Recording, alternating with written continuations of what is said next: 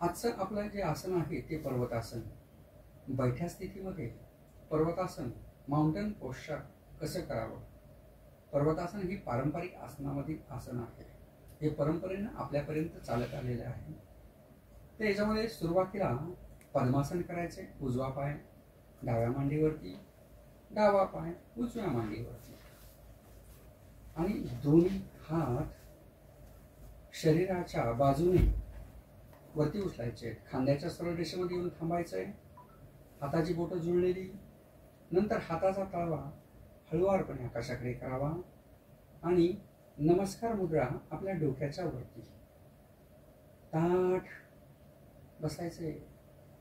शरीर गुरुत्वाकर्षणाच्या विरुद्ध दिशेनं वरती उचलायचंय. कमरेमध्ये शरीर वरती उचलायचंय. छातीवरती उचलायची. खांदेवरती उचलायचे. कोपराचा सांधावरती उचलायचा आहे. मनगट वरती उचलायचं आहे. हाताचे तळवे हे एकमेकावरती टेकलेले असावे. पर्वतासन. पर्वत ज्या पद्धतीने उंच असतो त्या पद्धतीनं शरीर उंच करायचंय. डोळे मिटलेले, शांतपणे डोळे मिटलेले. पर्वतासन. संपूर्ण लक्ष श्वासोश्वासावरती. पर्वतासनामध्ये श्वास घेते वेळेस आपलं स्कर्णम, छातीच्या पिंजऱ्याचं हाड ज्या ठिकाणी संपलेलं आहे त्या ठिकाणी हालचाल चालू आहे. ती पूर्णपणे जाणवते. एकाग्रतेने आसनं जर केली ना तर आपल्या शरीरामध्ये कुठे हालचाल होते हे आपल्याला जाणवते. पाचन संस्थेला व्यायाम मिळतोय. पाठीच्या मणक्याला व्यायाम मिळतोय. खांद्याच्या सांध्याला व्यायाम मिळतोय.